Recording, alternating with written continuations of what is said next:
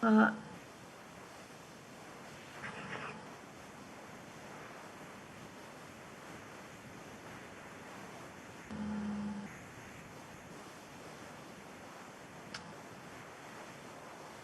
Happy Thursday. It is a beautiful, sunny Thursday today. I am so delighted to be here with you at this time of unknowns, this time of uh, well, opacity, a lack of clarity of what's going on in the world. All I know for certain right now is that I have a vanilla rooibos tea and a cat, and I am ready for Coffee with Clergy with you all today. I'm Rabbi Sarah Berman. I'm the Director of Adult Education at Central Synagogue. And today we are going to continue telling our stories. It's not quite noon yet, so we'll get started with just a general greeting from our community. How are you doing today? Where are you today? If you are joining us on Facebook, please share in the chat where you're joining us from and what you are drinking.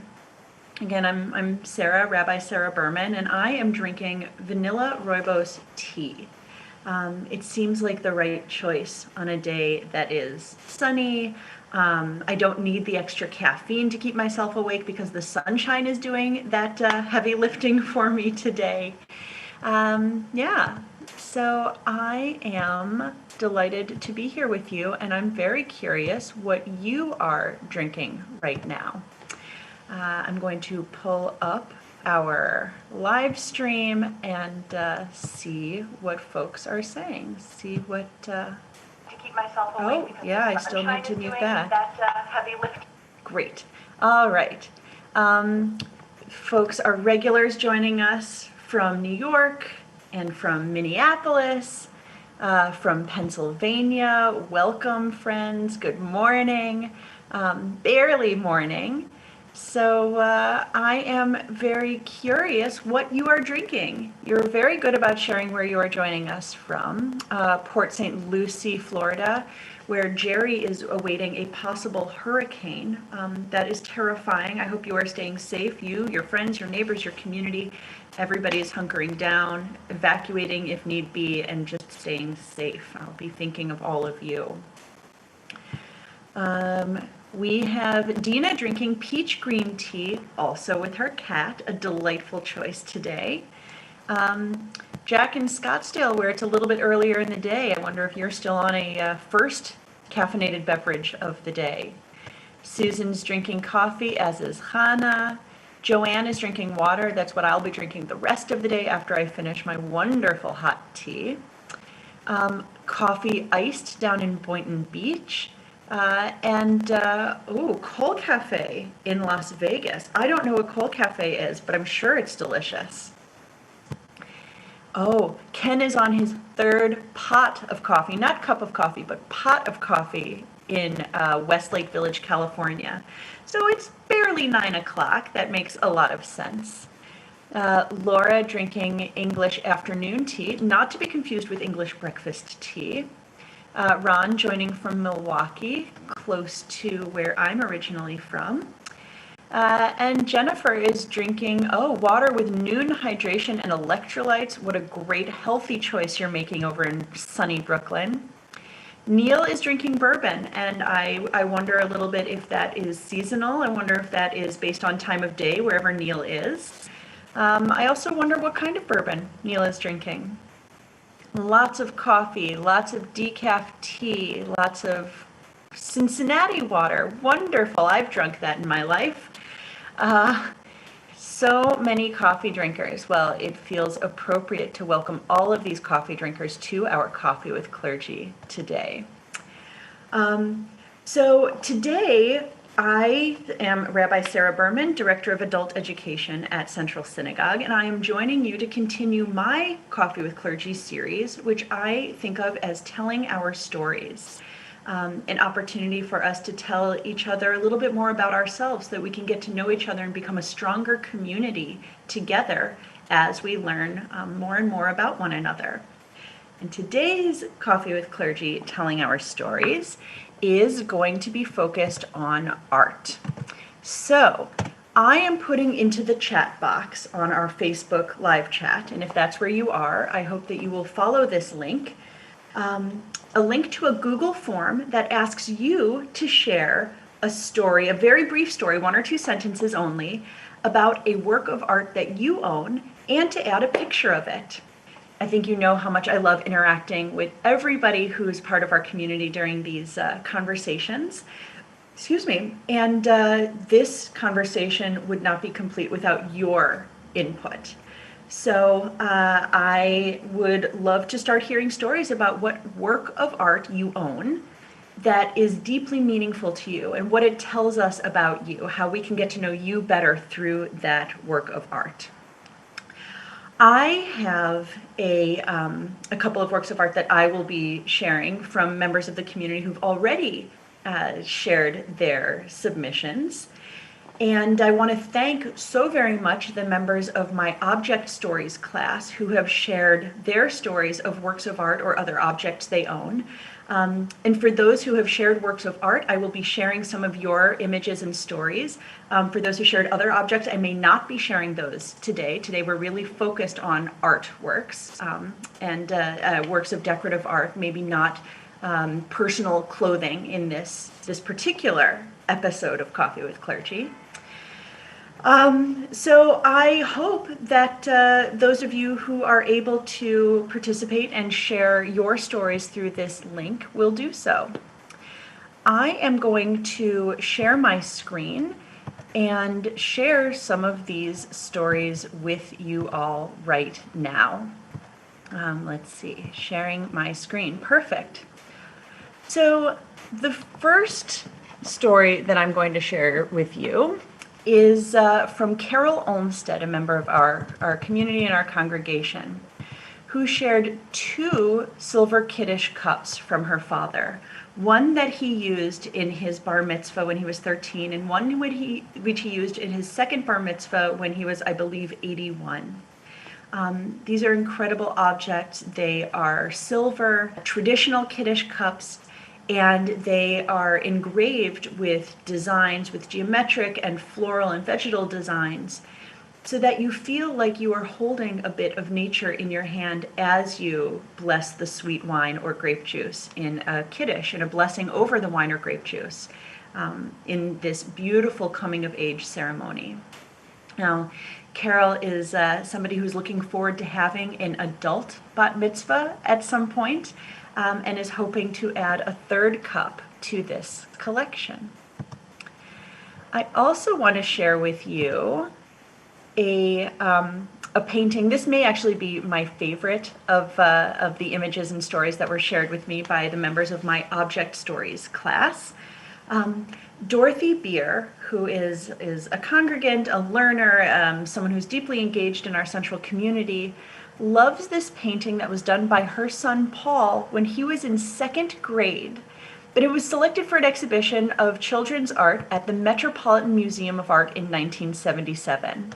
And when you see it, you can understand exactly why this was included in an exhibition at the Metropolitan Museum.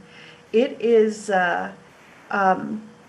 image of a giraffe in a forest with a little red friend. I don't know who he is, but the graphic nature of this image, you would be forgiven for thinking it was made by a grown-up artist who had been to art school and understood all of the theories of art, and knew just how to exaggerate and elongate to bring our eye to a certain detail in the scene.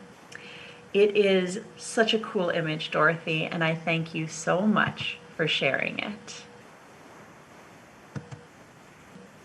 The next image that I want to share from Ronnie Siegel, another member of our Central community who's deeply engaged in the arts, shared an image that reminds her of her daughter when her daughter was young and the many tender memories that they share together. Now, this image of childhood is based on a Victorian image of what childhood is and what motherhood is. And of course, in that mid to late 19th century into the early 20th century, there was a movement of artists who were sharing images that were at least in part allegorical in nature, images that signified something greater than just the image in front of us. And this image of a small girl kissing her mother, presumably her mother on the cheek, of course it elicits those feelings of tenderness in all of us, of familial love, of this love of a parent for a child and a child for a parent, which may or may not mirror our own experiences with our own parents or with our own children. Whether or not this kind of love is something we've experienced, we see this image and we know exactly what it is trying to tell us.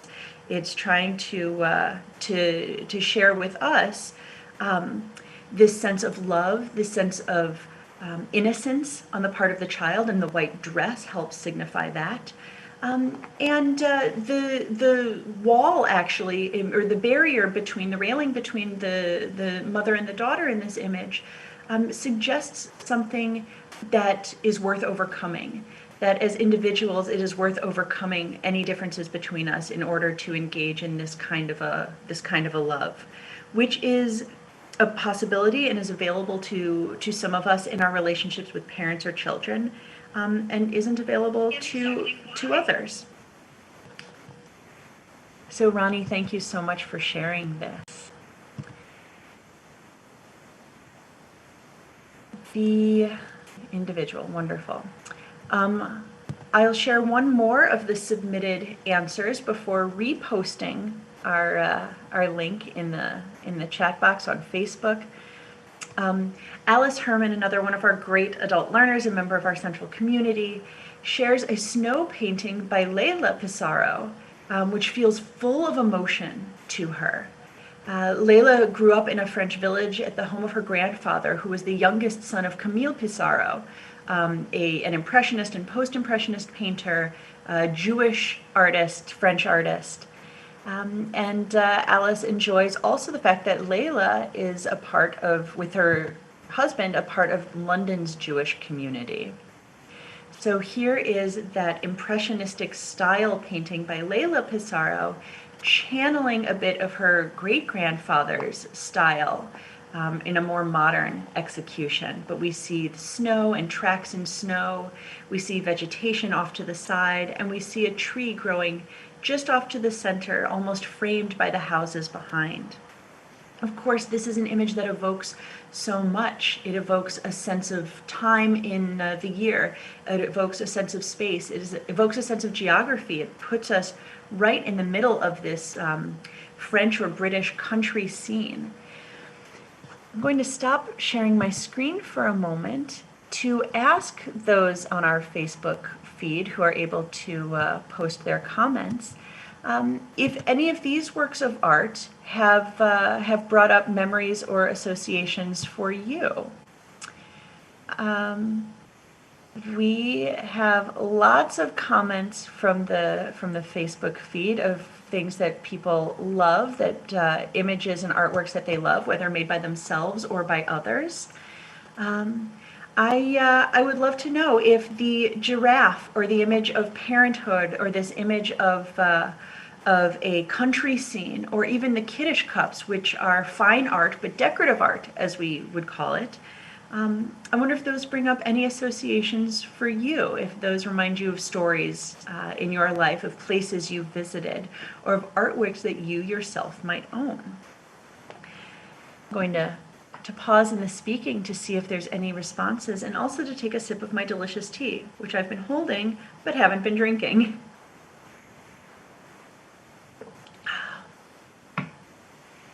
So I continue to invite you to share your thoughts in the chat on Facebook as we continue through. But I many months ago, on one of the first Coffee with Clergies that I hosted, I had a question from one of our wonderful Facebook community members who asked if I would be willing to give a tour of the art on the wall behind me. Well, I'm not going to share everything with you. I am going to share one image.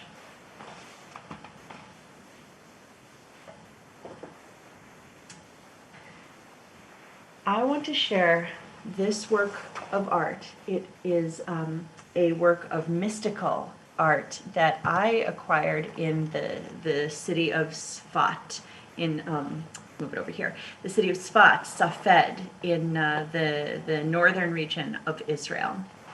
Now, this work, which shows two of the Hebrew letter He, one in black ink on a white background and one in white ink on a black background. It is an image that, it's an image that invokes the Kabbalistic idea, the Jewish mystical idea of Torah being written in black fire on white fire. This idea that black and white don't always indicate presence and absence, but they are both fire. They are both divine fire of their own types. The letter He also is a connection to the divine. He, in God's proper name, as God introduces God's self in the Torah, with four letters that we don't know how to pronounce anymore. That pronunciation has been lost in time. The high priest at the temple in Jerusalem would know how to say God's proper name, God's individual name, and would speak it aloud once a year in the Holy of Holies to bring God's attention fully focused on the people on the day of Yom Kippur. So God's proper name, which is four letters long, Yud, He, Vav, He, which through various European languages is sometimes pronounced as Jehovah, if that is a name that is familiar to you. Yud, He, Vav, He, God's proper name includes two of this letter, the letter He. So this piece connects to God by including the absence of the Yud and the Vav, two of the letters, but the presence of two of the other letters, the presence of the He.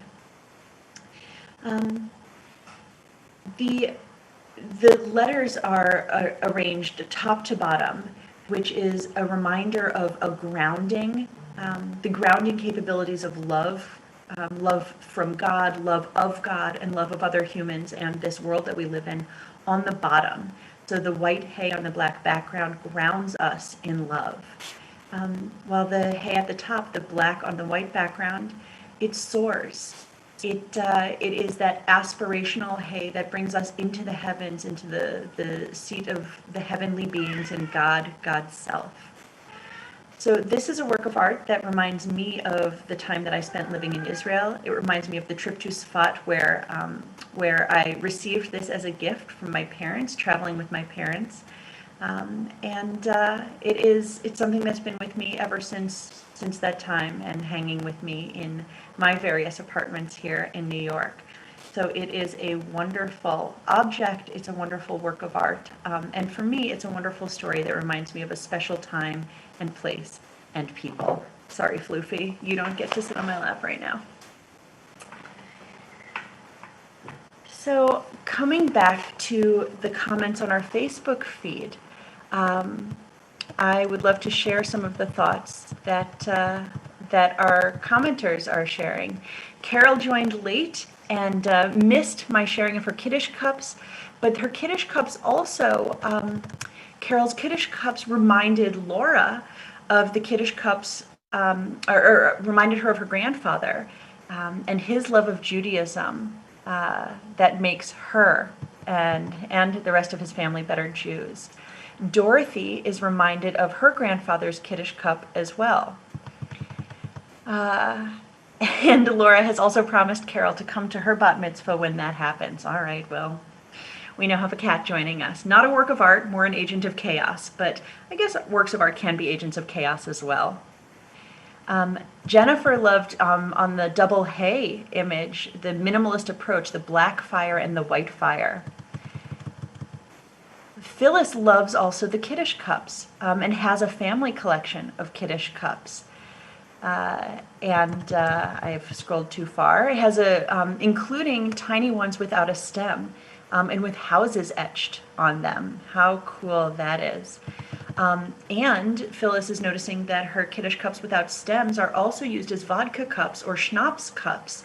There are Jewish traditions where the descendants of a deceased loved one or the disciples of a deceased master, a teacher, a Rav, or a Rebbe, will gather at the grave of their deceased loved one and drink toasts to them on the anniversary of their death or on various days dedicated to memory and memorial. Laura appreciated the story about the art. Thank you, Laura. No biting, Floofy. Cats are art, says Spirita. Well, I think this cat is sometimes art, but not all the time. So I am going again in the chat box to share from my personal account from Sarah Berman. I am sharing this form, this Google form that allows you to share an image of a work of art that you own and to share a sentence or two about why that work of art is meaningful to you. I would love for you to share it so that I can share it with this whole community. I am going to go back to the Google form and share some more of these responses. Let's see, I have to screen share again. All right. Yep, cat on my back. He's just a part of this now. So Phyllis, who was commenting about the Kiddush cups that she owns, she curated a Sawyer show at the SUNY Museum that she had worked at and was given this print. She's not going to tell us where she hangs it, but this Raphael Sawyer print is part of her own collection and her own memories of a time where she curated a show at a SUNY art gallery and received this as a gift. And Phyllis, I love that you are bringing a Raphael Sawyer image to us. Sawyer was a Jewish immigrant from Russia together with his family and including his twin brother Moses, also an artist, and another artist, Isaac, also an artist. They settled in New York, and all three brothers became active in the WPA, in the Works Progress Administration, during the New Deal, during the Great Depression. So they were artists who were supported by federal grants, federal salaries, and created works of art that depicted the reality of human experience and life around them. And this is very typical of Raphael Sawyer's style. It's gorgeous. Thank you, Phyllis. We have more submissions. Ed, one of our regular Coffee with Clergy goers and a member of my Object Stories class, he is sharing a Hanukkah, another work of decorative arts, that reminds him that not everything moves in a straight line. And that is a great reminder to all of us, this Tree of Life Hanukkah, this Tree of Life Hanukkah menorah that is full of light at the end of Hanukkah. Although there are also Jewish traditions that indicate that we should start Hanukkah with all of the lights lit and take one away each night, so light one fewer candle each night. That was what the great sage Shammai taught.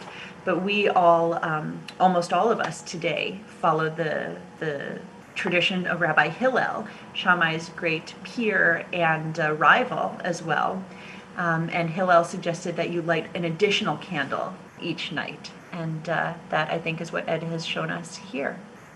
I also have a miniature version of the same Hanukkah, so I have personal associations with lighting it for many, many years as well. Thank you so much to those who have submitted your images and stories, including Susan, who shared an image that reminds her of her beloved cats and her love of looking at art with cats, which of course feels very real to me today, and all of you who are joining me with my cat looking at art. A poppy, brightly colored image that I'm sure, Susan, brings you so much joy. We have a couple of more submissions. Thank you for those who have shared images of your art and your stories. Laura saw this heron and took this contest-winning photo and donated it to a mental health clinic. Now, that perfect reflection of the heron in the slightly active water, in the slightly active pond or river where you were, is a beautiful image of art and nature, of reflection.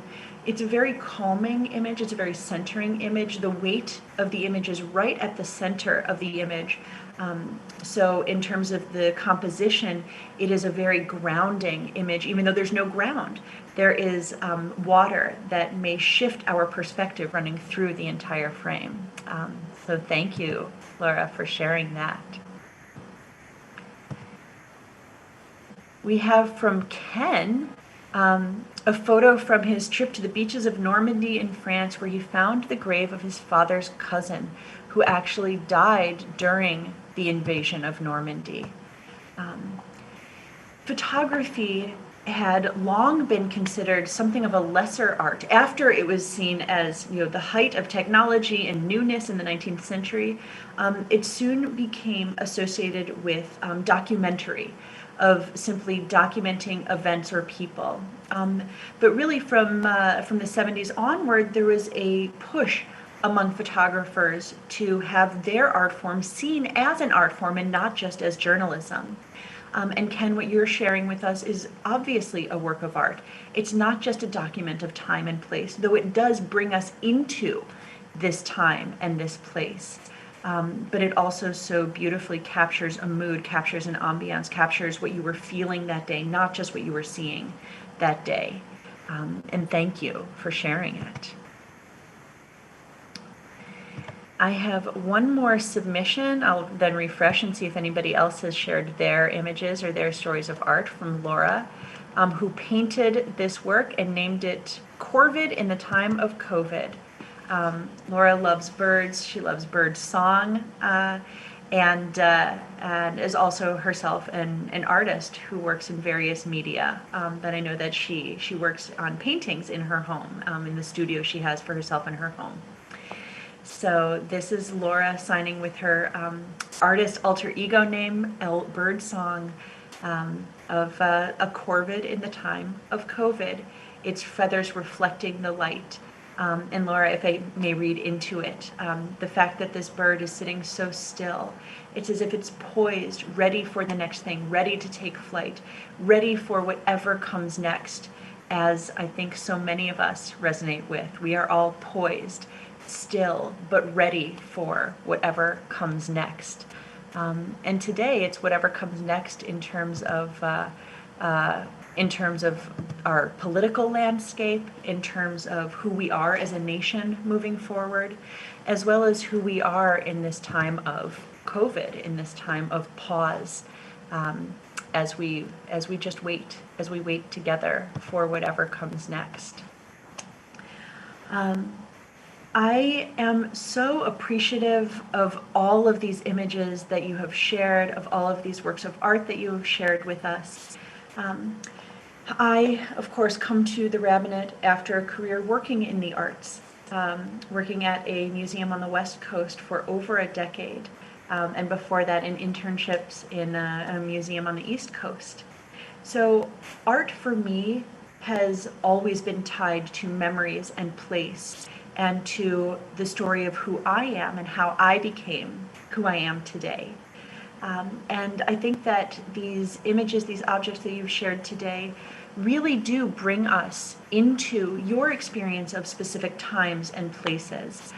Each of these artworks tells us something about you, whether you made the artwork, painted the painting, took the photograph, or if you simply collected the art by a loved one, or one that reminds you, an art object that reminds you of your family, of your past, of your personhood. I want to thank you for sharing these images with us, because as we share the art that we own, as we share these bits of our lives that surround us every day, first of all, the entire community gets to know us better through looking through our eyes for just a moment.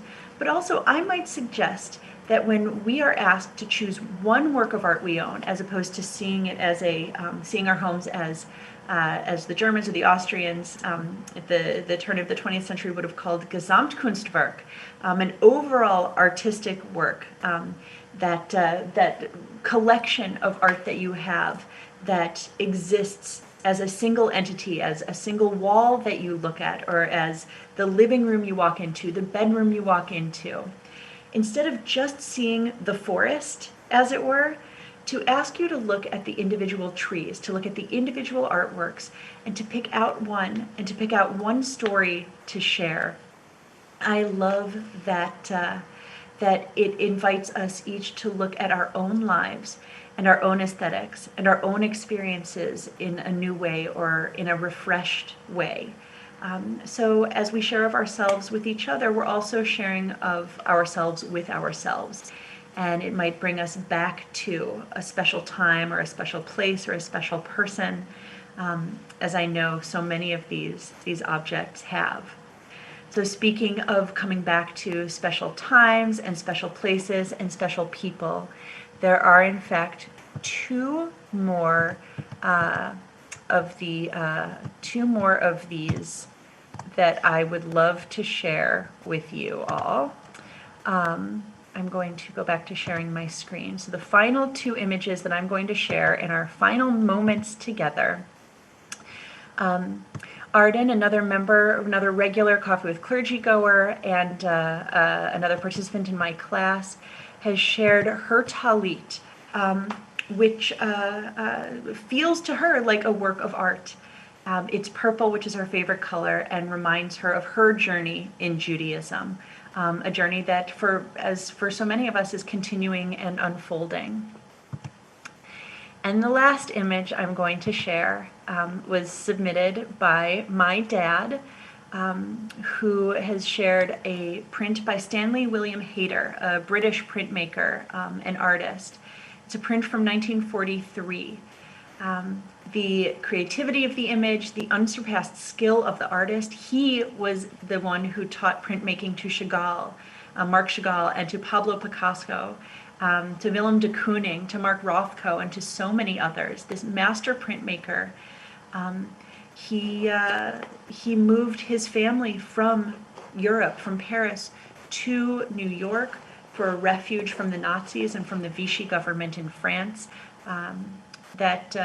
He, as an outspoken liberal person, there was no place for him, no safe place for him in Europe any longer. And because for my dad, there are personal memories associated with it. He saw this image in an art history seminar in college, and then he discovered it in a trip to New York. I apologize, this image is turned 90 degrees to the west from what it should be. That he re-encountered this image on a trip to New York, to a gallery here in 2001. He saw it on September 10th, which is the day that he and my mom left and flew back home and left New York. And of course, the next day, the world changed. This has been truly such a pleasure sharing these images, these memories, these personal stories from those beloveds of our community, from those who participate, our valued friends and community members through Facebook and through our Coffee with Clergy community. I thank you so, so much for joining me today with our telling our stories through art that we own. I hope that we can do this again soon. Even in this time of unrivaled uncertainty, I hope that the sunshine is bringing you joy. I hope that this time together is also bringing you joy and bringing you a little bit of grounding as well. Take good care. We'll see you again soon. Bye-bye.